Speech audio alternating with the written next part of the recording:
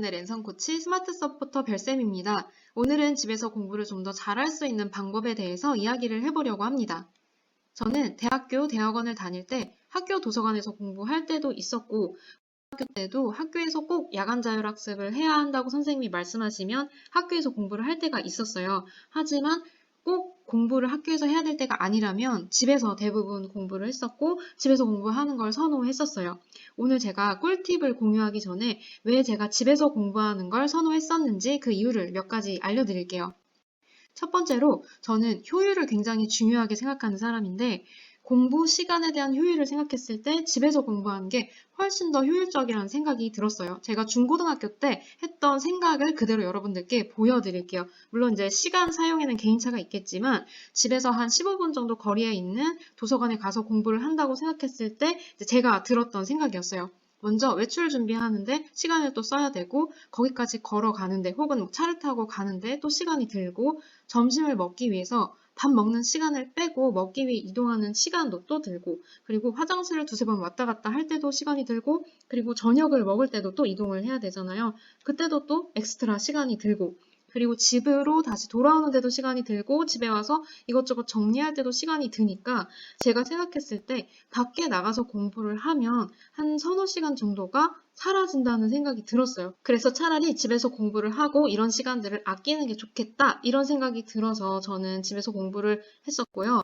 우리가 공부를 할 때 딱 한 가지 자세로만 공부를 하는 게 아니잖아요. 한쪽 다리도 올렸다가 양쪽 다리도 올렸다가 막 이렇게 저렇게 공부를 하게 되는데 이제 외출복을 입고 있고 신발을 신고 있으면 자세를 마음대로 할 수가 없으니까 저는 그게 좀 불편했어요. 그래서 그냥 집에서 좀 편하게 공부를 하고 싶어서 집에서 공부하는 걸 선호하기도 했었고 또 한 가지 추가적인 이유는 공부를 하다가 다른 책에 이런 내용이랑 이게 연결이 되는데 혹은 그 내용을 여기다가 옮겨 놓으면 좋을 것 같은데 이런 생각이 들었을 때 사실 바깥에서 공부를 하면 모든 책을 다 가지고 이동을 할 수가 없으니까 그런 책들을 바로바로 볼 수 없을 때가 많았어요. 그래서 공부 흐름이 끊기는 게 싫어서 모든 책이 다 있는 집에서 공부하는 걸 선호했었어요.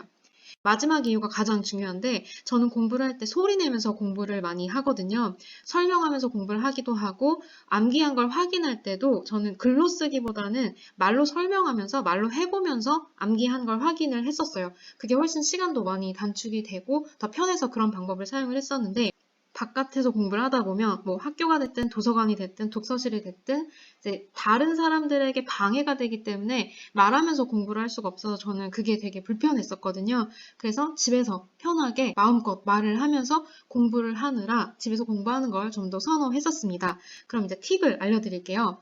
첫 번째 팁은 여러분들도 아시겠지만 스마트 기기가 있으면 공부에 집중하기가 많이 어려워요. 저의 경우에는 고등학교 때 휴대전화를 꺼서 서랍에 넣어놓고 공부할 때는 절대 꺼내지 않았었어요. 그런데 여러분들 중에서 난 그 정도로는 좀 부족하다 하시는 분이 계시다면 스마트 기기를 꺼서 가족분들 중에 한 분한테 맡기는 방법을 추천을 드립니다. 그리고 사실 생각해보면 이게 스마트폰을 하고 싶어서 한다기보다는 공부를 하다가 어려운 문제를 만났거나 뭔가 이게 잘 풀리지 않을 때 스트레스를 받게 되면 회피하고 싶은 마음이 생겨서 스마트폰을 할 때가 많은 것 같아요. 그래서 여러분들께 이건 아예 치워놓으시는 게 낫다 이 말씀을 꼭 드리고 싶고 그런데 요즘에는 온라인 클래스를 듣는다든지 영어 단어를 스마트폰으로 찾는다든지 이렇게 스마트 기기를 꼭 사용해야 하는 그런 과목들이 있어요. 노트북을 사용하기도 하고 태블릿 PC를 사용하기도 하는데 여러분들께 추천드리고 싶은 방법은 그렇다면 그런 스마트 기기를 사용해야 하는 과목들은 시간표를 짤 때 아예 몰아서 시간표를 세우시고 그런 과목들이 다 끝났을 때는 스마트 기기를 다 치우시고 공부에만 집중을 하시기를 강력하게 추천드립니다. 두 번째는 침대에 관한 팁인데요. 많은 친구들 그리고 또 제가 과했던 많은 학생들이 하소연했던 것 중에 하나가 공부하는 공간 안에 책상이랑 침대가 같이 있기 때문에 그 침대의 유혹을 이기기가 너무 어렵고 한번 눕게 되면 그냥 그날 공부가 다 날아가 버리는 그런 사태가 많이 발생한다고 그런 얘기를 많이 들었어요.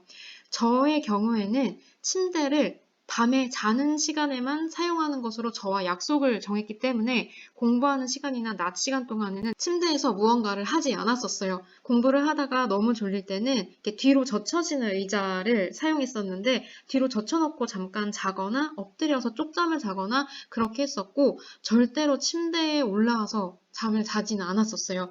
그래서 여러분들도 이렇게 여러분들 스스로랑 침대에 사용하는 어떤 규칙을 정하시면 좋을 것 같고, 이걸로는 나는 약하다 하시는 분들은 이건 제가 과외했던 학생들한테 많이 추천해줬던 방법인데, 침대 위에다가 여러분들이 공부해야 하는 책이나 프린트물 이런 것들을 쌓아 놓으세요. 이러면 두 가지 효과가 있는데, 첫 번째는 이제 좀 침대로 가고 싶은 유혹이 들어서 침대를 바라봤을 때, 아, 내가 공부해야 되는 양이 이렇게 많이 남았구나 하면서 현재 상황에 대한 깨달음을 줄 수 있는 도구가 될 수도 있고, 또 한 가지는 여러분들이 물론 그래도 놓을 수는 있어요. 책을 치우고 놓을 수는 있겠지만 하나의 장치를 만들어 놓는 거거든요. 이제 그걸 바라봤을 때 내가 눕고 싶더라도 내가 저걸 왜 저렇게 해놨지? 내가 공부를 더 열심히 하기 위해서 침대에 눕지 않기 위해서 저런 걸 해놨지? 이렇게 한번 생각을 할 수 있는 것만으로도 큰 효과가 있다고 생각을 하고, 실제로 이 방법을 사용했던 학생들이 효과가 있었다고 저에게 피드백을 줬었습니다.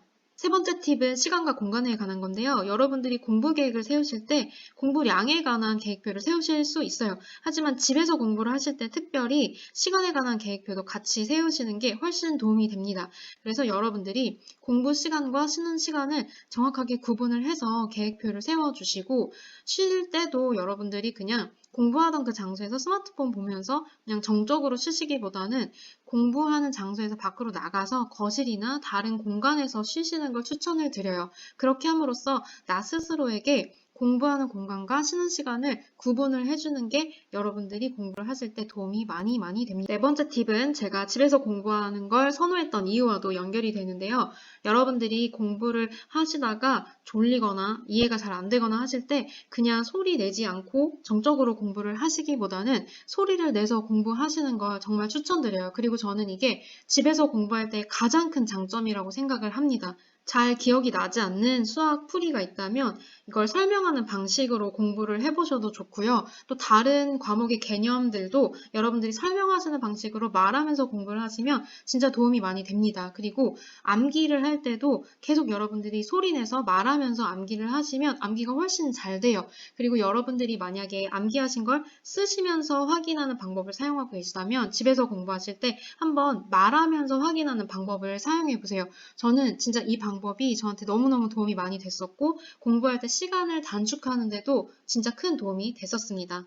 또 한 가지 팁은 가족들의 협조에 관한 건데요. 사실 집에서 공부를 하기로 결정을 했는데 가족분들이 협조를 해주시지 않는다면 집중해서 공부하기가 좀 어려워요. 이건 여담인데, 제가 고등학교 3학년 때 집에서 공부를 할 때 가족들이 텔레비전 볼륨을 1로 해놓고 봤다고 하더라고요. 그래서 이거는 사실 각 가정마다 상황이 다르기 때문에 가족들의 협조를 구하기 어려운 분도 계시겠지만, 가능하다면 협조해 주시기를 얘기를 나눠보면 도움이 될 것 같습니다. 사실 사람마다 가정 환경이 다르고 공부가 잘 되는 환경이 조금씩 다르기 때문에 어떤 정답이 있기는 어려워요. 그래서 제가 여러분들께 추가적으로 질문을 두 가지 알려드리고 싶은데요. 첫 번째는 여러분들이 집에서 공부를 할 때 가장 방해되는 요소가 무엇인지 한번 생각을 해보시고요. 두 번째는 그것을 제거하기 위해서 가장 좋은 방법이 무엇인지도 한번 스스로 생각해 보시고 답을 찾아보세요. 제가 오늘 드린 팁들이 답이 된다면 가장 좋겠지만, 만약 그렇지 못하다면 여러분들이 시간을 가져서 고민을 해보셨으면 좋겠고, 고민을 해도 해소가 되지 않는다면 댓글에 남겨주세요. 제가 정답을 드릴 순 없을지라도 여러분들이랑 같이 고민을 해보고 꼭 댓글을 남겨드리도록 하겠습니다.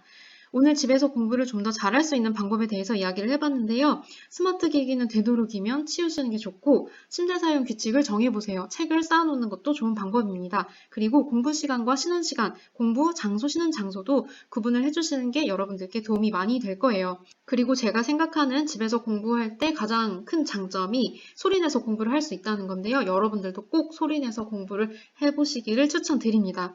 그리고 가족들의 협조도 꼭 필요하고요. 그리고 제가 두 가지 질문을 여러분들께 알려드렸는데, 이 질문을 던져보시면서 여러분들 각자 상황에 맞는 문제와 해결책을 찾으셨으면 좋겠어요. 오늘 제가 준비한 영상은 여기까지고요. 오늘 영상이 조금이라도 도움이 되셨다면 좋아요와 구독을 꼭 눌러주세요. 오늘도 시청해주셔서 감사합니다.